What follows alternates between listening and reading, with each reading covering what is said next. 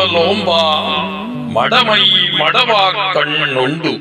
உடைமையுள் இன்மை விருந்தோம்பல் ஓம்பா மடமை மடவார் கண்ணுண்டு. குறள் 89 பொருள் விளக்கம் திரு மு. வரதராசன் அவர்கள். செல்வ நிலையில் உள்ள வறுமை என்பது விருந்தோம்புதலை போற்றாத அறியாமையாகும். அகது அறிவிலிகளிடம் உள்ளதாகும். செல்வ நிலையில் உள்ள வறுமை என்பது விருந்தோம்புதலை போற்றாத அறியாமையாகும். அத்து அறிவிலிகளிடம் உள்ளதாகும்.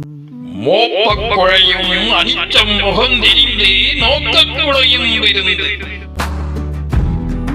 மோப்பக் குழையும் அனிச்சம் முகந்தெரிந்து நோக்கக் குழையும் விருந்து.